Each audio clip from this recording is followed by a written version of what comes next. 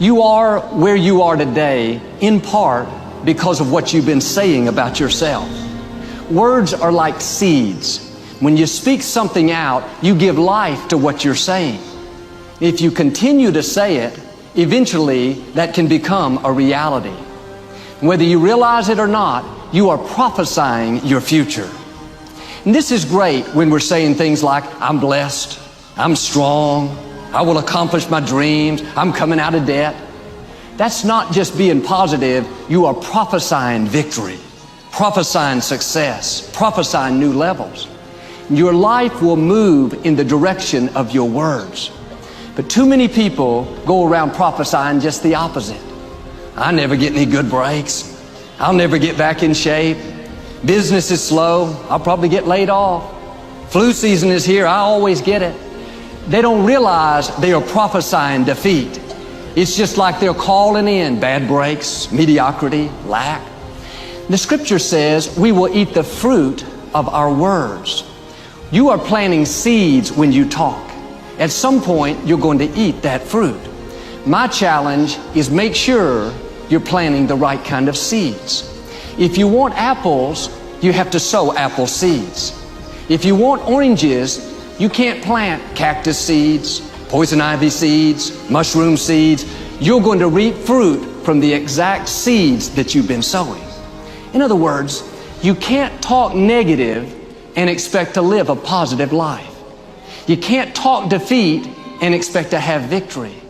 You can't talk lack, not enough, can't afford it, never get ahead, and expect to have abundance. If you have a poor mouth, you're going to have a poor life.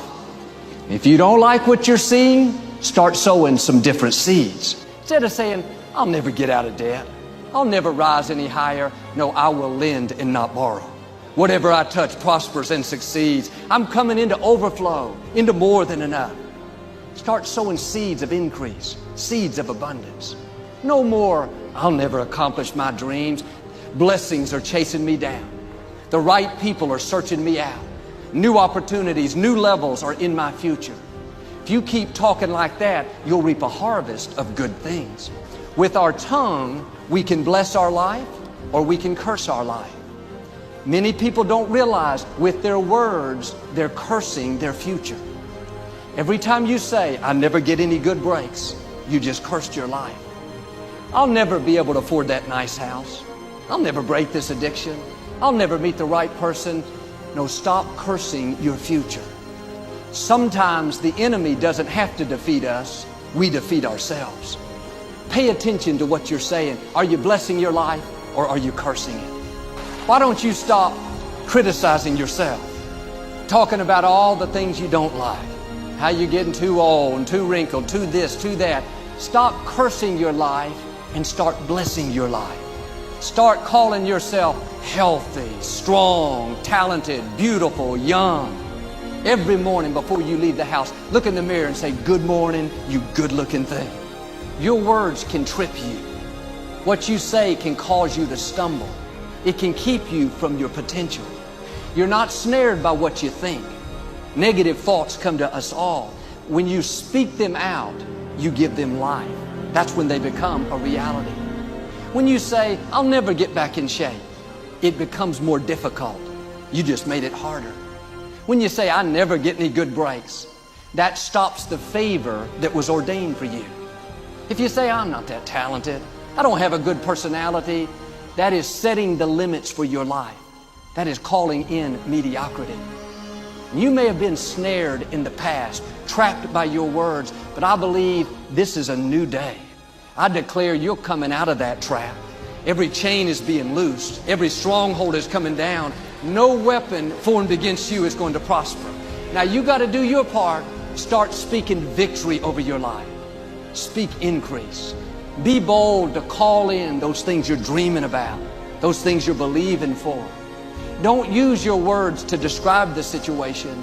Use your words to change the situation. The negative thoughts will come. The key is to not say them. A thought will die stillborn if you don't speak it. You may feel worried. You may seem like it's never going to happen, but take no thought saying. Don't verbalize it. Don't get trapped by your words. It's one thing to think that it's impossible, but when you start telling people it's impossible, it takes on a whole new meaning. You may think, I'll never break this illness. I'll never get well. I'll never meet the right person. Those thoughts come to all of us. You can't stop that. My challenge is don't give them life by speaking them out. Don't go call your friends and tell them how it's not going to happen. In the tough times, you have to especially be on guard. It's very tempting to vent your frustration. Tell people how the loan didn't go through, how bad the medical report was, how these people just didn't treat you right. But continually talking about the problem, that's not only going to make you more discouraged, but you're giving that problem more life. You're making it bigger. Turn it around. Don't talk about the problem, talk about the promise. See, in life, there are always two voices vying for your attention. The voice of faith and the voice of defeat. You'll hear a voice saying, like I did, the problem's too big. It's not going to work out. Just accept it. You'll be tempted to worry, to be negative, to complain. But if you listen carefully, you'll hear another voice, the voice of faith, saying, favor is coming, healing is coming, breakthroughs are coming. One voice will tell you, you've reached your limits. You've gone as far as you can. You don't have what it takes. The other voice, you are well able. You can do all things through Christ. Your best days are still in front of you. Now here's the beauty. You get to choose which voice comes to life. The way you do it is by what you speak. When you verbalize that thought, you're giving it the right to come to pass. If you go around saying, the problem's too big, I'll never get well, you are agreeing with the wrong voice. The other voice may seem louder, but you can override it. You can take away all of its power by choosing the voice of faith.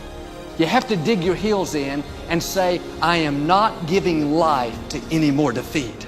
I am not speaking lack. I'm not speaking sickness. I'm not speaking mediocrity, not enough. I'm going to choose the voice of faith. It says I'm strong, I'm healthy, I'm blessed, I'm favored. I am a victor, not a victim. Don't let your mind become conditioned for mediocrity. Don't let that change who you really are. Sometimes people will try to put us in a box, tell us things like, you can't start that business. You don't have the resources. You'll never afford a nice place to live, never get well, never meet the right person. Because their thinking is limited, they'll try to put their limitations on you. You have to put your foot down and say, I refuse to be mediocre because people around me are mediocre. I refuse to be addicted, depressed, have low expectation. I know I'm a barrier breaker. I'm going to set a new standard. It starts in our thinking. Nothing will change until you make up your mind you are not going to accept mediocrity. We all have had negative things happen to us. People did us wrong. The company laid us off. A clerk was rude to us. It's easy to go through life offended, in self-pity, blaming others, blaming ourselves. And because we're always looking back, reliving the negative, we end up carrying around all this baggage that weighs us down. One of the best things we can learn to do is drop it. Let it go. Whether it happened 20 years ago or 20 minutes ago, don't carry negative baggage from yesterday into today. You won't live a victorious life if you're always reliving what didn't work out, who hurt you, the mistakes you've made. The reason it's called the past is because it's over. It's done. It's history. Now do your part and let it go. They betrayed me. They walked away, broke my heart. That's why I'm bitter. That's why I'm upset. Oh, they hurt you once. Don't let them continue to hurt you by always thinking about it. As long as you're dwelling on that, it's going to keep you from the new things. The key is what we do in our times of pain. Pain will change us. Heartache, loss, disappointments, they don't leave us the same. If you go through a divorce, a legal battle, a friend betrays you, eventually that will pass. You'll get through it, but you will be different. Now, how the pain changes you is up to you. You can come out bitter or you can come out better. You can come out with a chip on your shoulder, or you can come out stronger with a greater confidence. You can come out defeated, giving up on your dreams, or you can come out with a new passion, a new fire, excited about the new opportunities in front of you. All of us experience pain. My challenge, don't just go through it, grow through it. That difficulty is an opportunity to get stronger, to develop character, to gain new confidence. Anybody can give up. Anybody can let it overwhelm you. But you know what that's doing? Wasting your pain. That pain is not there to stop you. It's there to prepare you, to increase you, to develop you.